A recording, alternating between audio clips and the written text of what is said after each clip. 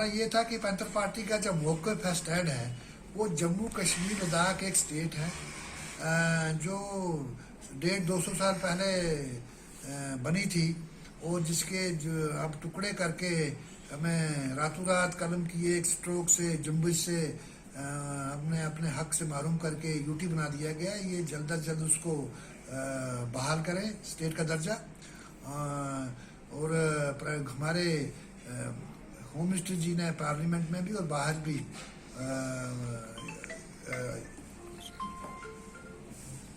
यकीन दिलाने दिया, ऐलान किया है कि वो स्टेट का दर्जा दे देंगे।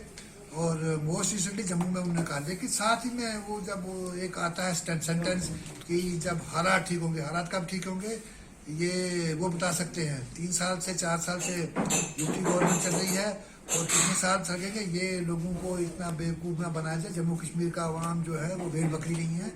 और दूसरा ये था कि ये जल्द अज जल्द असम्बली इलेक्शन करवाया जाए।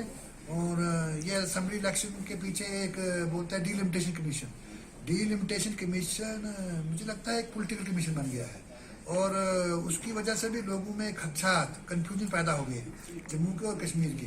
हमारे हिसाब से जो हमारा सीधा कहना है ये है कि डीलिमिटेशन जो होता है, हदबंदी होती है, वो 90 की 90 सीटों पर हो, जहाँ पर इनको पैरामीटर्स आबादी के लिहाज से, रकबा के लिहाज से, जोग्राफी के लिहाज से, टोपोग्राफी के लिहाज से और एक्सेसिबिलिटी के हिसाब से, जहाँ पर इनको इस पैरामीटर के अंदर जितनी सीटें बढ़ती, जम्मू में बढ़ती हैं, कश्मीर बढ़ती है, वो बढ़ा दे।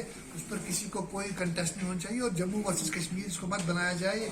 कुछ सियासी पार्टियां जम्मू वाली और कश्मीर वाली, जम्मू कश्मीर आपको जम्मू कश्मीर को एक होना जरूरी है। जम्मू और कश्मीर ये डिवीजन हम पैंथर पार्टी कभी नहीं चाहेगी। जम्मू के भी अवाम और कश्मीर के हमारी रियासत के बाशिंदे हैं।